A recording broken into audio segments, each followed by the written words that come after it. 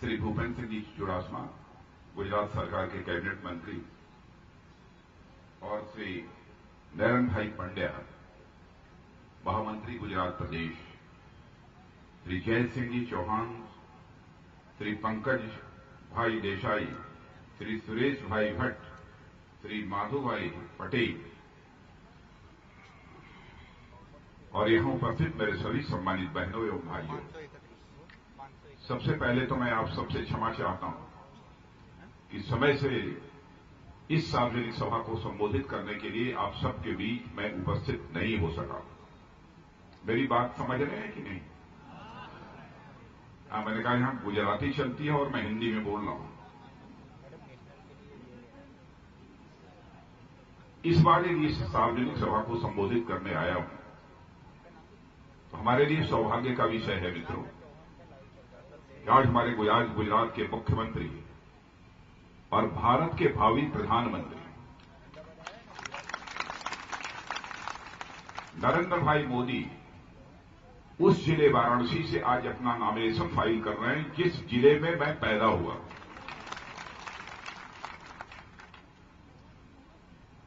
इसलिए सबसे पहले तो मैं आप सबसे निवेदन करूंगा, हमारे प्राइम मिनिस्टर कैंडिडेट नरेंद्र भाई मोदी की शानदार विजय के लिए एक बार तालियां बजाकर आप सभी को अपनी शुभकामनाएं। इस समय उनका नॉमिनेशन फाइल हो चुका होगा अथवा हो रहा होगा। और यह भी संयोग देखिए, वह बड़ौदा से भी चुनाव लड़ रहे हैं, वाराणसी से भी चुनाव लड़ रहे हैं। वडोदरा में भी वी, वाराणसी में भी वी, तो नरेंद्र भाई की विक्ट्री को अब दुनिया की कोई ताकत रोक नहीं सकती है। इसीलिए मैं ईश्वर से प्रार्थना करता हूं कि उन्हें लैंडस्लाइड विक्ट्री इस बार के चुनाव में मिले। और आज यदि मैं गुजरात में आया हूं तो बहनों भाइयों, केवल देव सिंह चौहान जो आपके प्रत्याशी हैं उनके लिए वोट मांगने नहीं आया। केवल इसलिए देव सिंह चौहान के लिए वोट मैं नहीं मांगूंगा कि हमको केवल सरकार बनानी है। इस बार हिंदुस्तान के हर सार्वजनिक सभाओं में यदि हम लोग वोट मांग रहे हैं लोगों से, तो केवल सरकार बनाने के लिए नहीं बल्कि हम देश बनाने के लिए लोगों से वोट मांग रहे हैं। बहनों भाइयों, इस समय हमारा देश संकट के भंवर में है। आपने देखा कि इस आजादी के 67 वर्षों में 55 वर्षों से अधिक समय तक किसी एक राजनीतिक पार्टी ने हुकूमत की है, तो वह कांग्रेस पार्टी ने हुकूमत की है। 55 वर्षों का समय है भारत जैसे देश के लिए, जहां पर जनशक्ति, जन संसाधनों की कोई कमी नहीं है, और साथ ही साथ हमारी यह धरती रत्नगर्भा वसुंधरा है। इस धरती के नीचे जाइए, आपको सोना भी मिलेगा, चांदी भी मिलेगी, मैग्नीज भी मिलेगा, एल्युमिनियम भी मिलेगा, कोयला भी मिलेगा, सब कुछ इस रत्नगर्भा वसुंधरा के अंदर मिलेगा। किसी भी प्रकार की कमी न होने के बावजूद अब तक हमारा भारत, जो दुनिया का सबसे धनवान देश बन जाना चाहिए था, नहीं बन पाया, बल्कि आज भी हमारा भारत ये दुनिया के गरीब देशों में गिना जाता है। कौन जिम्मेदार है इसके लिए? और फिर से पिछले 10 वर्षों से लगातार कांग्रेस नेतृत्व की यूपीए सरकार इस देश में काम कर रही है। जब से यह कांग्रेस की सरकार आई है तब से महंगाई बढ़ने का सिलसिला जारी है। वादा किया था कि 100 दिनों के अंदर हम महंगाई को पूरी तरह से नियंत्रित कर देंगे। 100 दिन क्या, हजारों दिन गुजर गए, महंगाई आज तक नियंत्रित नहीं हुई। महंगाई बढ़ने का सिलसिला निरंतर जारी है। मैं कांग्रेस के दोस्तों से पूछना चाहता हूं, सोनिया जी से मैं पूछना चाहता हूं, क्या कारण है कि आजाद भारत में जब जब कांग्रेस की सरकार आई है मेरे बहनों भाइयों, तब तब महंगाई तेजी के साथ बढ़ी है, लेकिन 98 से लेकर 2004 तक, 98 से लेकर 2004 तक हिंदुस्तान में एक ऐसी भी सरकार हम लोगों की रही है। भारत नहीं, दुनिया का कोई व्यक्ति सच्चाई को नकार नहीं सकता है कि आजाद भारत के इतिहास में लगातार 6 वर्षों तक महंगाई को पूरी तरह से बांधे रखने में किसी राजनेता ने कामयाबी हासिल की है तो उस राजनेता का नाम है पंडित अटल बिहारी वाजपेयी। बहनों भाइयों, सारी प्रतिकूल परिस्थितियों के बावजूद आपको याद होगा भारत और पाकिस्तान के बीच युद्ध हुआ था। भारत की सेना ने पाकिस्तान पर विजय प्राप्त की थी। और जब कभी किसी देश के साथ युद्ध होता है तो उस देश के सरकारी खजाने पर कितना बड़ा आर्थिक भार पड़ता है। फिर भी अटल बिहारी वाजपेयी जी ने महंगाई को नहीं बढ़ने दिया। इतना ही नहीं, हमारे देश के वैज्ञानिकों ने परमाणु बम बनाकर तैयार रखा था और चाहते थे कि हम अपने परमाणु परीक्षण का काम परमाणु बमों का धमाका कर पूरा कर लें, लेकिन कोई उन्हें इजाजत नहीं दे रहा था। दुनिया के जो ताकतवर देश और धनवान देश हैं उनसे लोग डरते थे, लेकिन जब हमारे वैज्ञानिक अटल जी के पास पहुंचे और यह कहा कि हमारा परमाणु बम बनकर तैयार है, हम इसका धमाका करना चाहते हैं, परमाणु परीक्षण के काम को अंजाम देना चाहते हैं, भारत को दुनिया के ताकतवर देशों की कतार में हम लाकर खड़ा करना चाहते हैं। थोड़ी देर तक चुप रहने के बाद उन्होंने कहा कि मैं कुछ दिनों में बतलाऊंगा। इसी बीच यह खबर दुनिया के धनवान देशों को, जिसमें अमेरिका, फ्रांस आदि देश शामिल थे, उनको भी मिल गई और उन लोगों ने अटल जी की सरकार को चेतावनी देते हुए कहा कि यदि भारत ने अपने परमाणु वैज्ञानिकों को परमाणु परीक्षण करने की इजाजत दी तो याद रखिएगा अटल जी, भारत को दुनिया के देशों के द्वारा जो आर्थिक मदद मिलती रही है वो आर्थिक मदद मिलनी बंद हो जाएगी, भारत कंगाल हो जाएगा, भारत बेहाल हो जाएगा। लेकिन राष्ट्रीय स्वाभिमान के धनी हमारे अटल बिहारी वाजपेयी ने दुनिया की देशों की परवाह न करते हुए अपने वैज्ञानिकों से कहा, जाओ राजस्थान की वीर भूमि पर जितने बमों का धमाका करना चाहते हो उतने बमों का धमाका कर अपने परमाणु परीक्षण का काम पूरा करो। बहनों भाइयों, भारत दुनिया के ताकतवर देशों की कतार में उसी समय खड़ा हो गया था। दुनिया के सारे देशों ने भारत को आर्थिक मदद देनी बंद कर दी थी। फिर भी अटल बिहारी वाजपेयी जी ने महंगाई को बढ़ने नहीं दिया। क्या कारण है कि कांग्रेस जब आती है हुकूमत में तभी महंगाई बढ़ती है? बहनों भाइयों, यह महंगाई आप सबकी बदनसीबी से नहीं बढ़ती है। महंगाई यदि बढ़ती है तो कांग्रेस के हुक्मरानों की बदनीयती से महंगाई बढ़ती है। महंगाई यदि बढ़ती है तो इनके भ्रष्टाचार के कारण महंगाई बढ़ती है और कोई दूसरा कारण नहीं है। आपने देखा हवा में जो तरंगें चलती हैं, जो वेव्स चलती हैं हवा में, जिनके माध्यम से आपकी मोबाइल काम करती है, 2G स्पेक्ट्रम जिसे कहते हैं, उस 2G स्पेक्ट्रम के आवंटन में भी 1,70,000 करोड़ रुपया ये खा गए।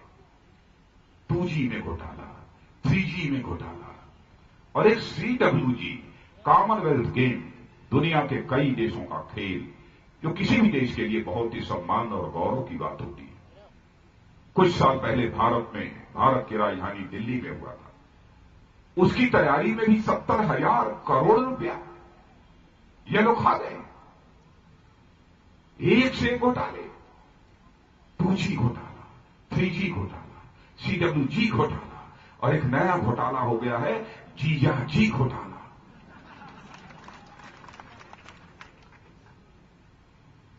क्यों न महंगाई बढ़े, क्यों न बेरोजगारी का संकट बढ़े?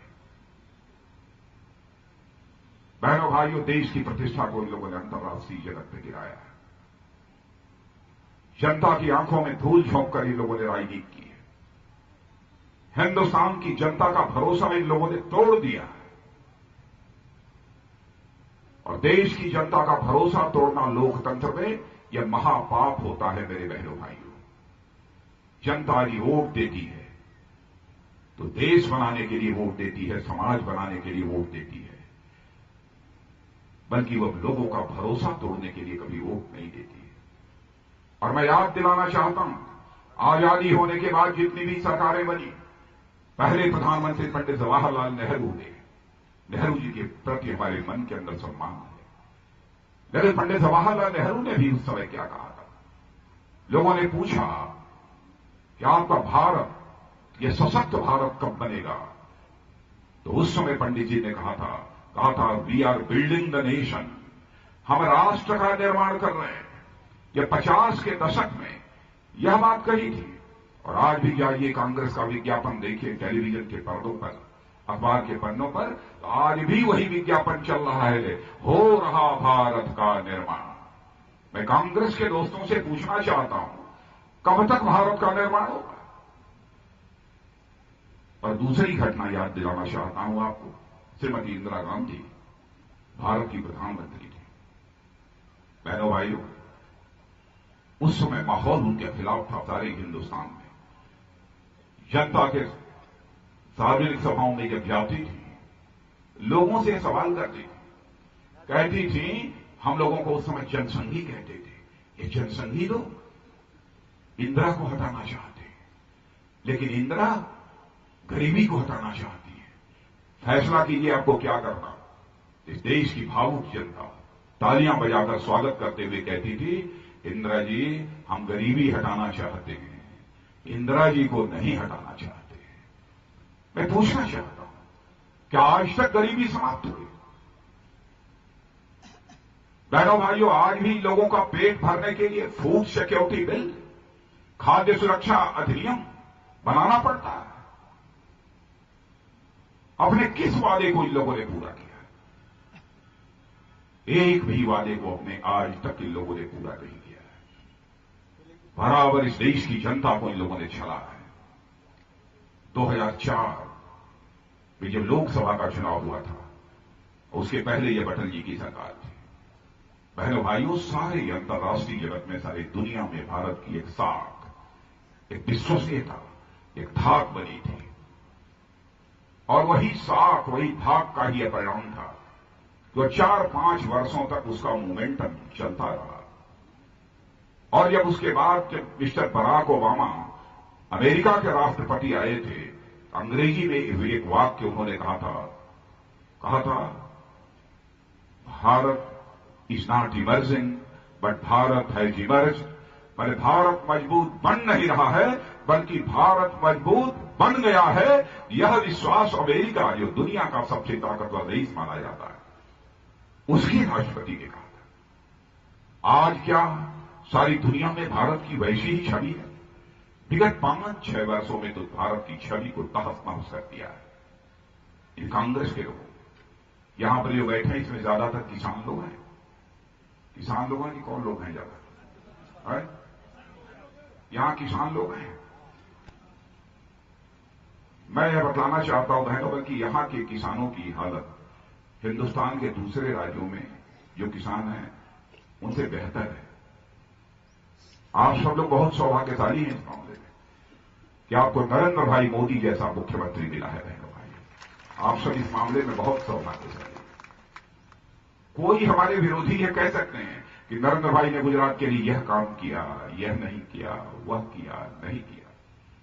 लेकिन इतनी बात मैं दावे के साथ कह सकता हूं कि नरेंद्र भाई ने गुजरात की जनता को कांग्रेस की तरह छला नहीं है, गुजरात की जनता के भरोसे को तोड़ा नहीं है।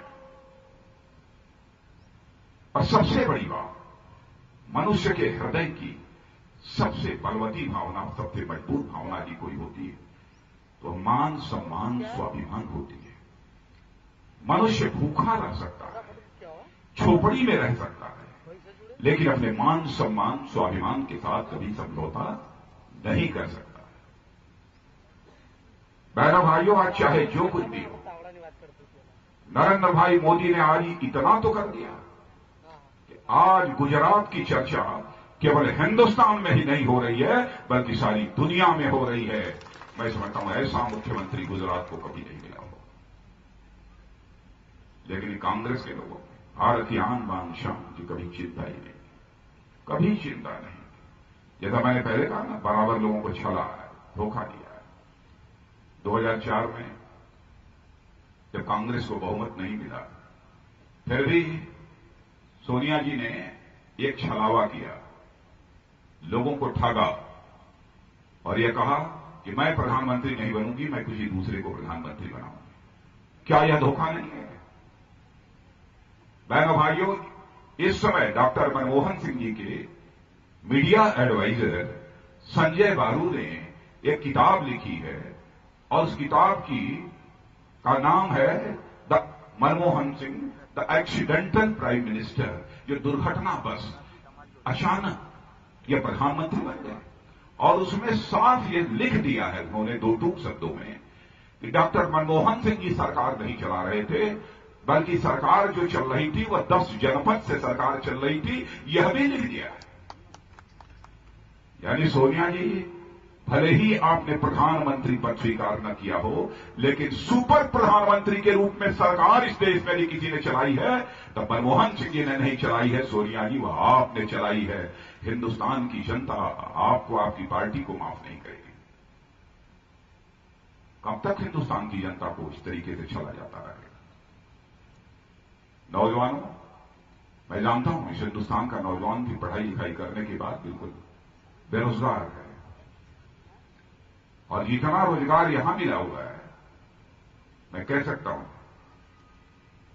कि देश के दूसरे राज्यों में वह प्रतिशत आपको नहीं मिलेगा। कोई न कोई काम, यह बात सच है, कोई भी सरकार किसी को केवल सरकारी नौकरी नहीं दे सकती, यह सच है। और हम लोगों की भी सरकार आएगी, हम लोग भी सबको सरकारी नौकरी नहीं दे पाएंगे, लेकिन इतना तो कर सकते हैं। और शायद नरेंद्र भाई मोदी मुख्यमंत्री थे और भारत में सरकार रही होती, केंद्र में हमारी सरकार रही होती, तो उस काम को हम लोगों ने पहले ही कर दिया होता। जिन नौजवानों ने पढ़ाई लिखाई की है और उनको रोजगार नहीं मिला है, ऐसी नौजवानों के अंदर हम हुनर पैदा करेंगे, उनका स्किल डेवलपमेंट करेंगे। और स्किल डेवलपमेंट 3 महीने, 4 महीने, 6 महीने की ट्रेनिंग देकर हम करेंगे, और ताकि वह नौजवान यदि कोई उद्योग चलाना चाहता है, कोई व्यापार चलाना चाहता है, तो वह उद्योग और व्यापार खोल सके और स्वावलंबी बनकर अपने पैरों पर खड़ा हो सके। हम ऐसा स्वावलंबी और स्वाभिमानी नौजवान इस हिंदुस्तान का तैयार करना चाहते हैं। लेकिन सवाल यह खड़ा होगा कि उस नौजवान को पैसा कहां से मिलेगा ताकि वह अपना उद्योग और व्यापार खोल सके। तो बहनों भाइयों, मैं भी उत्तर प्रदेश का मुख्यमंत्री रहा हूं, मैं जानता हूं। भारत सरकार में भी 2 बार कैबिनेट मंत्री रहा हूं, भूतल, परिवहन और कृषि। मैं इस हकीकत को जानता हूं, सरकार का खजाना यह कुबेर का खजाना होता है, कभी खाली नहीं होता है मेरे बहनों भाई, कभी नहीं खाली होता है। जिस दिन केंद्र में सरकार बनेगी, सीधे हम कहेंगे बैंकों से भी कि आप हमारे नौजवानों को जो उद्योग और व्यापार चलाना चाहते हैं, जिनका स्किल डेवलपमेंट हो चुका है, जिनके अंदर हुनर पैदा हो चुकी है, उनको 2, 3, 4% ब्याज दर पर उन्हें कर्ज मुहैया कराओ ताकि वह अपना उद्योग और व्यापार कर सके। क्यों नहीं हो सकता? लेकिन आजादी के 67 वर्षों में लंबे समय तक हुकूमत करने के बावजूद इस सरकार ने इन सब सारी चीजों के बारे में कभी नहीं सोचा। बस सब तो सब भारत को इतना कमजोर बना दिया है, इतना कमजोर बना दिया है। अड़ोस पड़ोस के देश जिनकी हमारे आगे कोई औकात नहीं है, छोटे छोटे देश भारत को आंख दिखाते हैं, और भारत के प्रधानमंत्री या सोनिया जी, ये सब सारे लोग हाथ पर हाथ धरे बैठे रहते हैं। चीन कभी कहेगा अरुणाचल प्रदेश ये भारत का नहीं बल्कि चीन का। चीन कभी कहेगा कश्मीर ये भारत का नहीं बल्कि हमारा। फिर भी जो प्रभावी विरोध दर्ज कराना चाहिए, हमारे लोग प्रभावी विरोध दर्ज नहीं करा पाते। कैसे देश के मान सम्मान स्वाभिमान की सुरक्षा होगी? पाकिस्तान के सेना के जवान भारत की सीमा में घुस आते हैं, हमारे भारत के सेना के जवानों की हत्या करते हैं। हत्या करने के बाद उनकी डेड बॉडी, उनके शव को अपने पैरों से कुचलते हैं।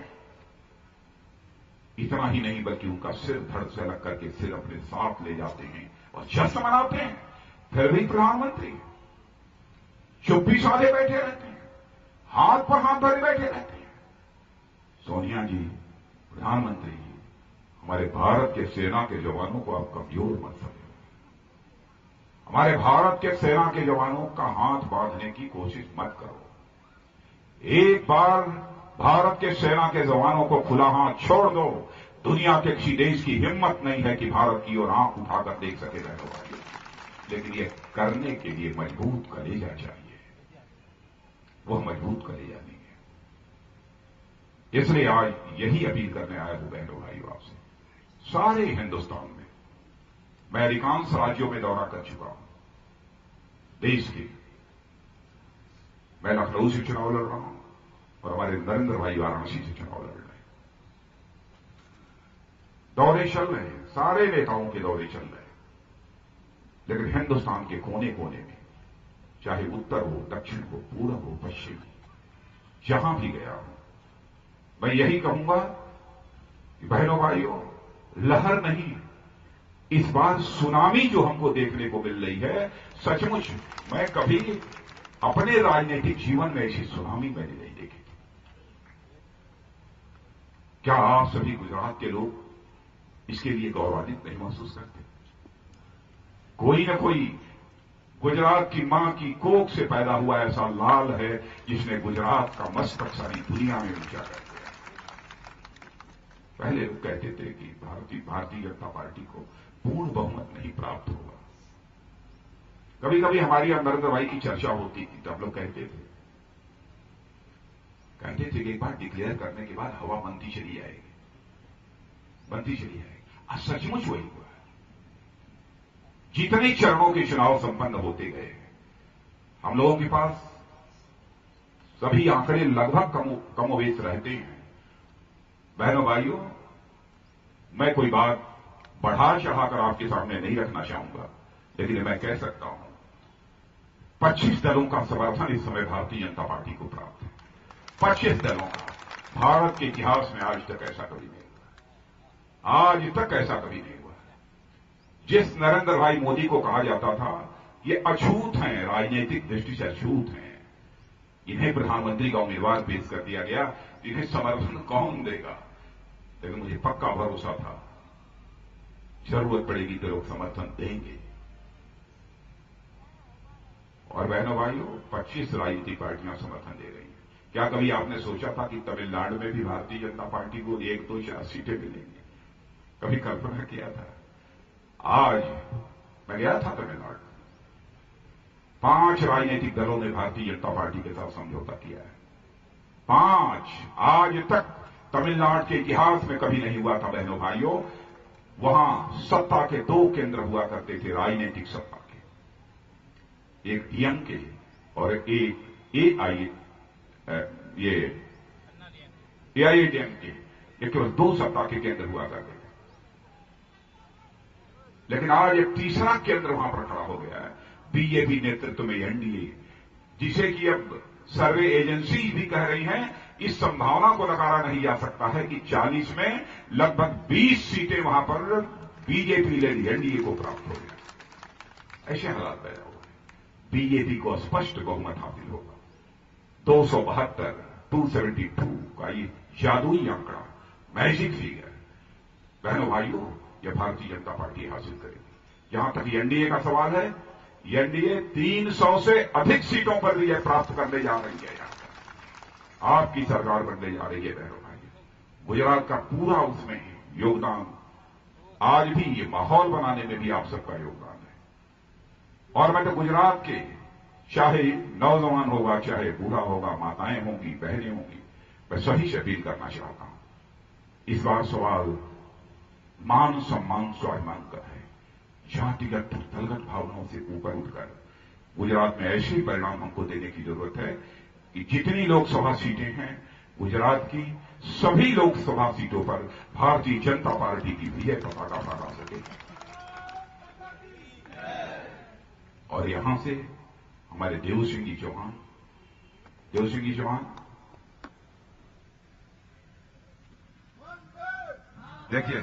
देखिए इन्होंने पगड़ी क्यों उतार दी?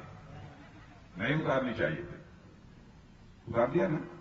यह विनम्रता है, यह शालीनता है, यह विनम्रता है। ऐसा ही व्यक्ति अच्छा जनसेवक बन सकता है जो विनम्र होगा, शालीन होगा।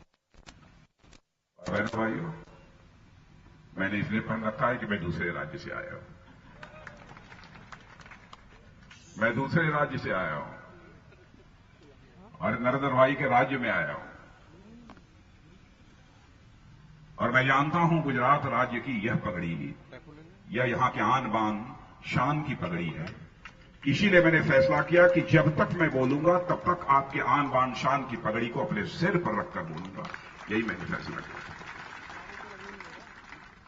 इसलिए मैं इतना ही अनुरोध करूंगा कि हमारे देव सिंह जी चौहान को हजारों से नहीं लाखों से इस बार जिता दीजिए। लाखों से। पक्का है? पक्का?